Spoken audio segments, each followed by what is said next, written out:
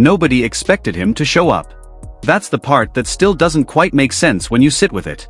Elon Musk, the man who built electric cars when everyone said it was a fantasy, who started launching rockets into orbit when the aerospace industry told him he had no idea what he was doing, who bought one of the biggest social media platforms on Earth on what seemed like a whim.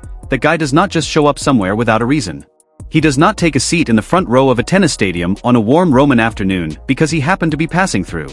Everything Musk does is deliberate. Everything he shows up for means something. So when the doors of the Foro Italico opened and he walked in, no fanfare, no announcement, no stopping for the cameras that immediately swung in his direction, and made his way straight to the front row and fixed his eyes on the court, the first question everyone around him had was the same. Why is he here? And the answer, once it became clear, said something not just about Musk but about the kind of player Alex had quietly become, the kind whose gravity pulls people toward her without her even trying.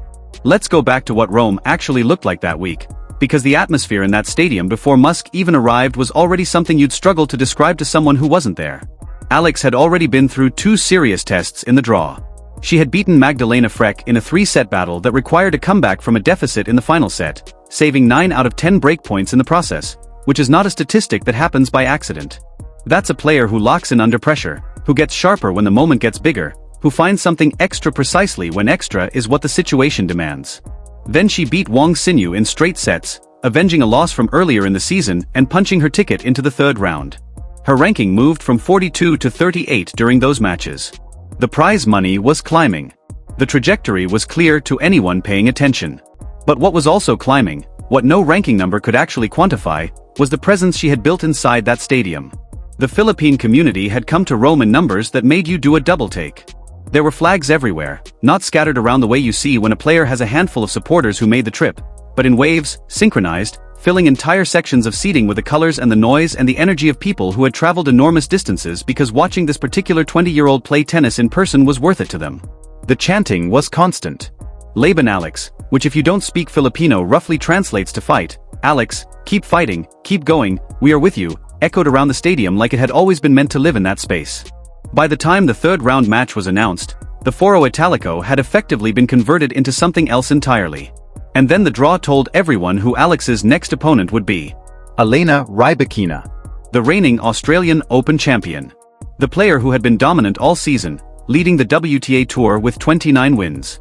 A woman whose serve is one of the most technically difficult weapons in the women's game, all speed and disguise and weight, the kind of ball that comes off the racket and arrives before your brain has fully registered it's been hit. Rybakina also had 6 aces in the match and not a single double fault. 0. That means the most vulnerable part of her game, the second serve, the moment when the server has to commit to something or give the returner a short ball, essentially didn't exist that day.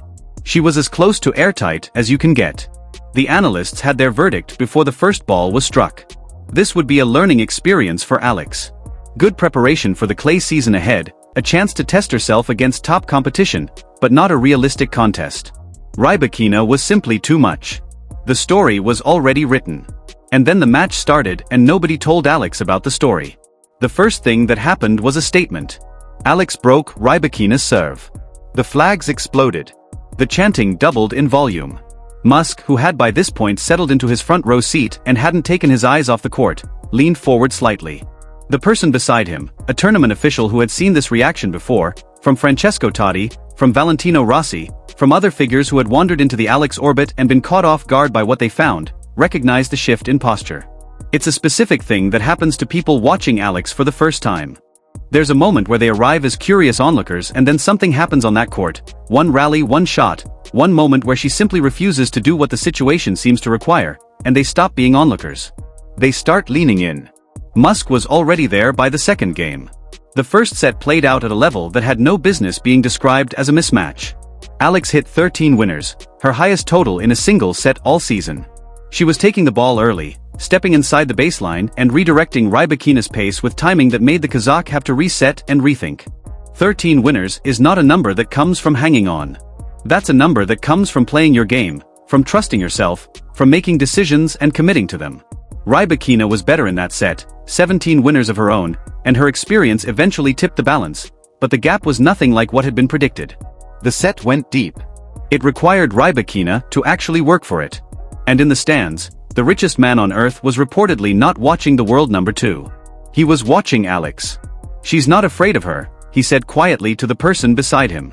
The tournament official, who at this point had heard variations of this observation from half a dozen celebrities and dignitaries over the course of the week, just nodded. No, she's not. She never is. The second set had a dip in it, the kind of dip that tests everything. Rybakina came out and broke early, going up 3-1, and the stadium, which had been so loud it was almost disorienting, went into this particular kind of tense quiet that happens when a crowd senses the match might be slipping. The flags came down a fraction. The chanting softened. There's always this moment in a match like this where you hold your breath and wait to see which version of the player shows up, the one who feels the ground shifting and adjusts their feet, or the one who starts playing not to lose. With some players you already know the answer before it happens, because you've seen them in those moments before and you've watched them shrink. Alex doesn't shrink. She broke back. Immediately. No pause for composure, no tactical adjustment, no visible moment of regrouping. She just broke back, leveled it at 2-3, then held her serve to go up 3-2. The crowd came back like a wave returning to shore.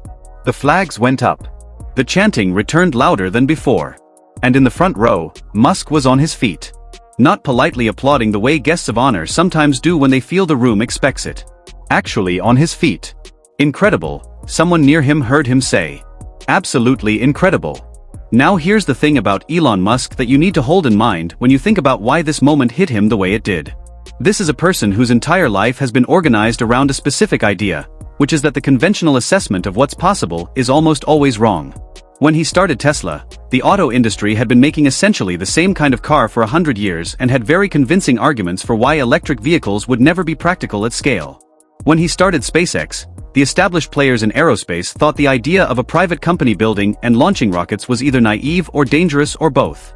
When he bought Twitter and renamed it X and started doing things that made everyone in media and tech gasp and declare it a catastrophe, he was operating from a belief that the obvious path is usually not the most interesting one.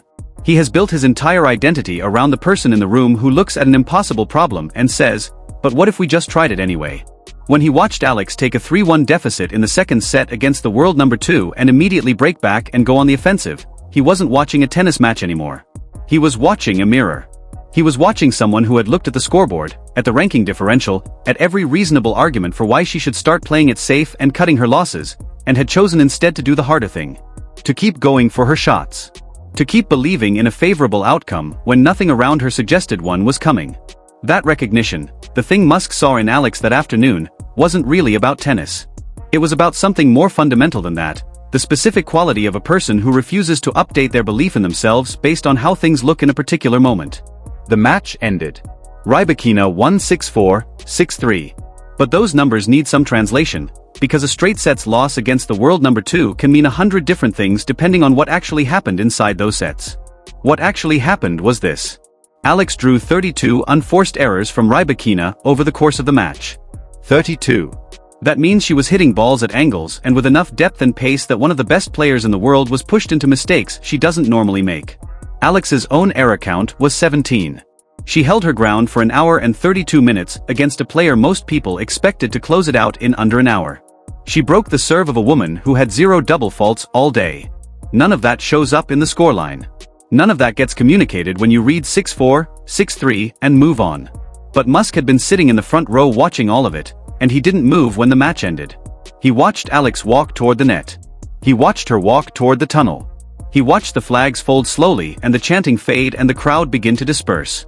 And then he stood up and said something to his security detail, and they moved with him toward the players' tunnel, and what happened next became the most talked about celebrity encounter in the history of the Italian Open.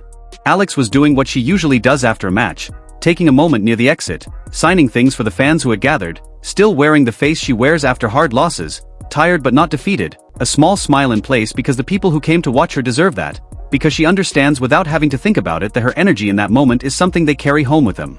Her racket bag was over her shoulder. The flags her supporters had been waving were folded now, tucked under arms, held carefully the way you hold something that meant a lot. "Miss Eala," Musk said, coming toward her. Alex looked up and her expression did the thing faces do when the brain takes a second to fully process what the eyes are reporting. The richest person in the world was walking toward her in the tunnel of the Foro Italico with his hand not extended for a handshake but reaching into the inside pocket of his jacket. He pulled out a small object. It was a key fob. But not a standard one. This was custom, engraved, and when Alex turned it over in her hands, 3 words were pressed into the metal on the back. To Mars and back. I watched you out there, Musk told her. You reminded me of something I figured out a long time ago. That the impossible is really just a problem that hasn't been solved yet. You don't quit. You don't back down. You find a way forward when there isn't one. Alex's hands were not steady. She looked at the key fob and then back at him and said, "This is too much." He shook his head. You earned it. Every point, every rally, every time the situation said stop and you kept going. He paused for a moment. And whenever you want to come see what we're doing at SpaceX, that invitation is open. I think you'd feel at home there. We're working on impossible things every day. The footage of that exchange started moving across social media platforms before Alex had even left the building. Within hours the view count was in the tens of millions. The comments section became this extraordinary mix of tennis fans and tech people and space enthusiasts and Filipinos living in every corner of the world, all converging on the same clip, all processing the same collision of two worlds that had no obvious reason to intersect and had done so anyway in the most memorable possible way. The takes ranged widely.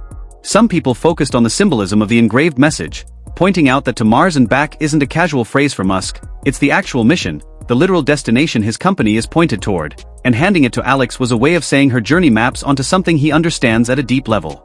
Other people noted that Musk has never been especially known for spontaneous generosity with his personal time, that the image of him walking through a player's tunnel to hand something to a 20-year-old tennis player was genuinely unusual behavior, and that unusual behavior from Elon Musk tends to mean he's seen something that moved him in a way he couldn't ignore.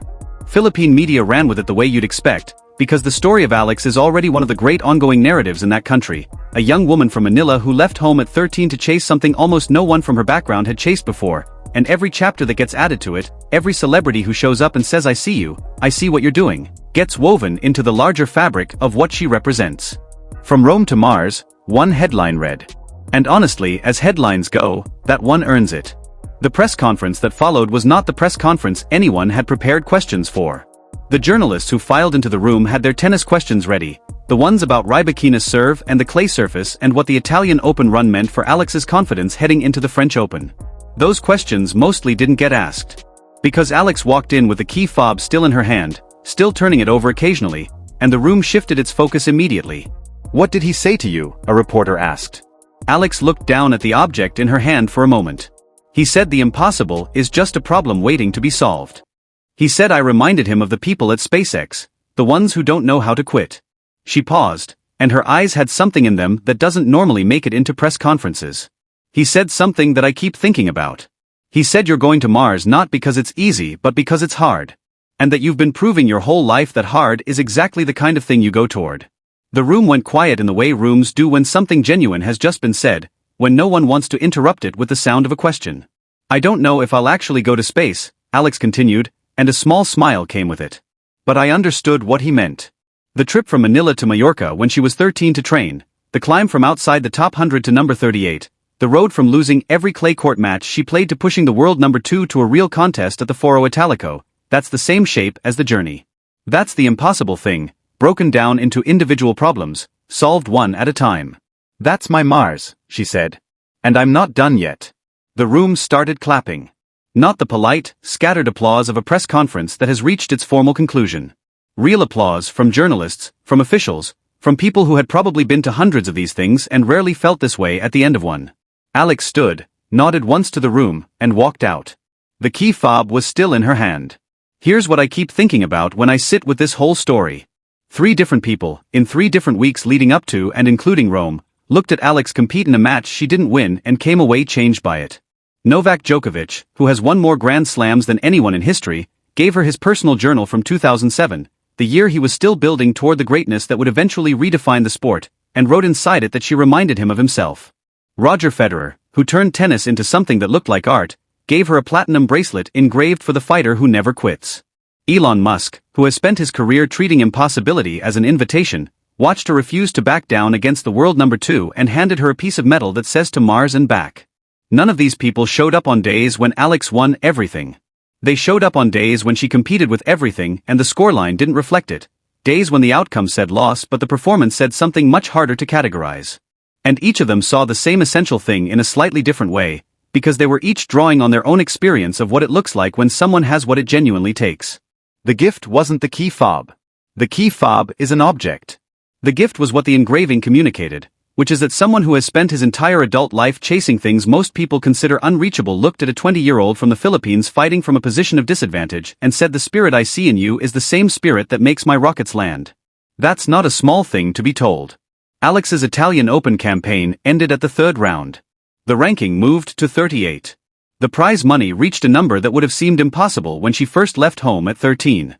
The French Open is next, the clay court Grand Slam, the tournament where the best players on earth converge on Paris and the surface punishes every weakness and rewards every strength, and where a 20-year-old with a key fob in her bag and the endorsement of Djokovic and Federer and Mauresmo and now Musk will walk onto the court and be exactly who she's been all along.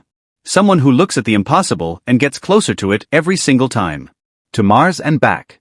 She said it at the end of the press conference with the key fob held up for the cameras. Not because it's easy. Because it's hard. And then she walked out, and the French Open was waiting, and the flags would be there, and the chanting would be there, and somewhere in the universe of people now paying very close attention to what Alex does next, Elon Musk would be watching too.